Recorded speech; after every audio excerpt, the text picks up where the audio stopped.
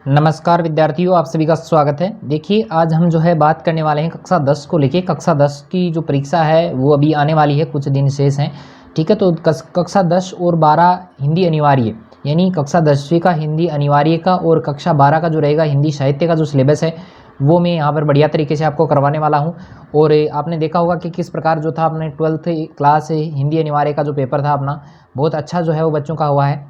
तो उसी के अनुरूप जो है, उसी को ध्यान में रखते हुए जो है, उसी प्रकार के सवालों को ध्यान में रखते हुए जो है हम तैयारी करेंगे। ठीक है, तो बने रहिए हमारे साथ में। और यूट्यूब चैनल को अभी तक सब्सक्राइब नहीं किया है तो अपने चैनल को सब्सक्राइब भी ज़रूर करें।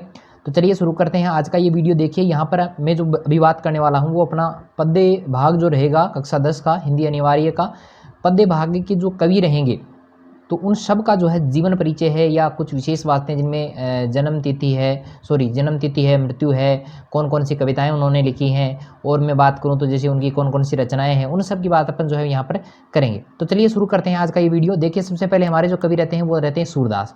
सूरदास के यहाँ पे कोई कविता नहीं है, सिर्फ उनके पद जो है वो दिए गए हैं। ठीक है, तो कविता का नाम यहाँ पर नहीं दिया गया है। सूरदास जो है, देखिए 1478 ईस्वी में रेणुका क्षेत्र, यानी जो आगरा और मथुरा है उसके बीच में एक जगह का नाम है रेणुका क्षेत्र, तो वहाँ पर इनका जन्म होता है। 1478 ईस्वी को होता है। और कुछ विद्वान जो है वो मानते हैं कि दिल्ली के निकट सिही नामक स्थान पर जो है इनका जन्म होता है। मृत्यु की बात करें तो 1583 ईस्वी को इनकी जो है मृत्यु होती है। पारसोली नामक स्थान पर इनकी मृत्यु होती है। कुछ विशेष बातें जो है वो भी यहाँ पर मैं आपको इनको बताऊंगा कि विशेष बातें क्या रहेंगी। इसकी विशेष बात तो ये है कि सबसे पहले तो कि ये भक्ति काल के कवि माने जाते हैं। भक्ति काल में भी देखिए ये जो थे, इनके गुरु का नाम जो था वो वल्लभाचार्य था।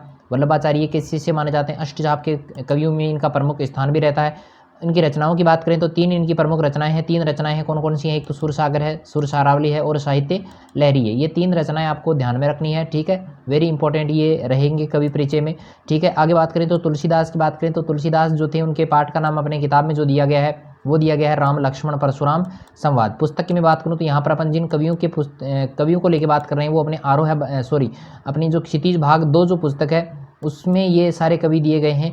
दूसरा पार्ट तुलसीदास वाला रहता है, उसमें राम लक्ष्मण परशुराम संवाद ये कविता का नाम है। ठीक है, इनका जन्म जो है तुलसीदास का वो 1532 को राजापुर नामक गांव में होता है और 1623 इनकी जो मृत्यु है वो हो जाती है। देखिए 15 की जगह आपको क्या कर देना है, 16 कर देना है, और 32 की जगह उल्टा कर देना है, इसका 23 हो जाएगा। ठीक है, इनके आगे विशेष अगर कुछ देखा जाए तो देखिए, इनके पिता का नाम जो था वो था आत्माराम, माता का नाम जो था वो था हुलसी, और पत्नी जो थी वो इनकी थी रत्नावली। ठीक है, कुछ रचनाएं जो है मैं यहाँ पर आपको बताऊंगा, जैसे रामचरितमानस है, कवितावली है, गीतावली है, दोहावली है, ये इनकी कुछ रचनाएं हैं। और भी बहुत सारी हैं, जैसे बर्वे रामायण है। ठीक है, हनुमान बाहुक है, ये लास्ट में उन्होंने जो लास्ट के दिनों में ये लिखा था। ठीक है, आगे देखिए, अगला अपना जो कवि रहता है वो रहता है जयशंकर प्रसाद। तो जयशंकर प्रसाद की अपने यहाँ जो कविता दी गई है वो है आत्मकथे, और इनका जन्म जो है 1889 ईस्वी को वाराणसी में होता है।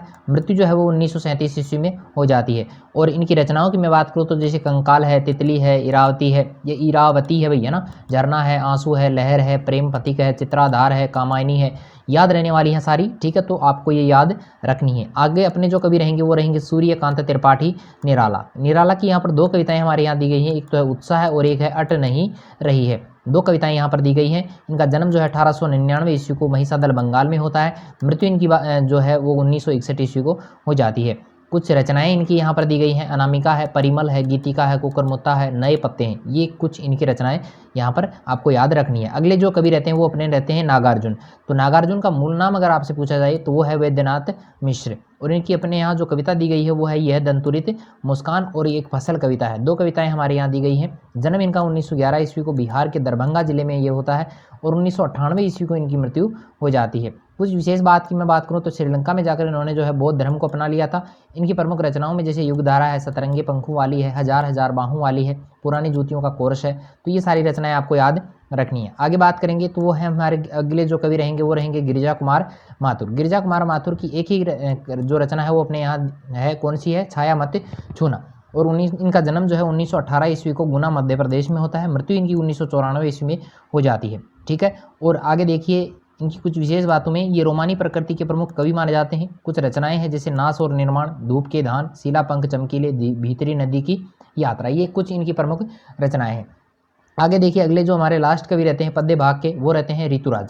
तो ऋतुराज जो है, ऋतुराज की अपने यहाँ जो कविता दी गई है वो है कन्यादान, और इनका जन्म जो है 1940 ईस्वी को भरतपुर जिले में होता है, और अभी तक वर्तमान में ये जीवित हैं। ठीक है, ये इनकी जो है आपको नहीं लिखनी है। आगे देखिए सम्मान, इनको कुछ सम्मान मिले हैं, जैसे सोमदत्त सम्मान है, परिमल सम्मान है, मीरा पुरस्कार है, पहल सम्मान है, बिहारी सम्मान है, ये इनको कुछ पुरस्कार मिले हैं। रचनाओं की बात करें तो एक मरण धर्मा और अन्य है, पुल पर पानी है, सूरत निरत और मुख अरविंद है। ये कुछ प्रमुख रचनाएं जो है वो आपको याद करनी है। यानी मेरे ख्याल से इससे बाहर क्वेश्चन जो है वो नहीं आएगा, ठीक है। तो इनमें भी जो है मोस्ट इंपॉर्टेंट जो कवि है, बच्चे बार बार पूछते हैं कि सर इनमें से कौन सा मोस्ट इंपॉर्टेंट रहता है, तो देखिए अपने एक तो सूरदास जी इंपॉर्टेंट रहेंगे, तुलसीदास जी इंपॉर्टेंट रहेंगे, जयशंकर प्रसाद इंपॉर्टेंट रहेंगे, ठीक है। और ये 3 जो कवि हैं वो वेरी इंपॉर्टेंट है, इन सबको जो है आपको बहुत अच्छे ढंग से जो है वो याद कर लेना है, इनमें से एक आ जाएगा। फिर भी जो है जो बच्चे ज़्यादा याद करना चाहते हैं उनमें निराला का याद कर लेना, ठीक है, वो एक एक्स्ट्रा अपने हो जाएगा। देखिए और जो है अपने एक गद्य भाग के जो कवि रहते हैं उनको लेके भी बात करेंगे, लेकिन वो वीडियो मैं आज नहीं बना पाऊँगा, वो वीडियो जो है कल मैं डाल दूँगा। और हिंदी साहित्य के जो अपने स्टूडेंट्स हैं जो 12th क्लास के हैं उनके लिए भी वीडियो जो है मैं जल्दी ही डालता रहूँगा। प्रतिदिन अपनी जो है वो यहाँ पर अभी क्लास लगने वाली है, तो बने रहिए मेरे साथ इसी तरह से। आज के लिए इतना ही, मिलते हैं फिर एक नई वीडियो के साथ में, तब तक के लिए धन्यवाद।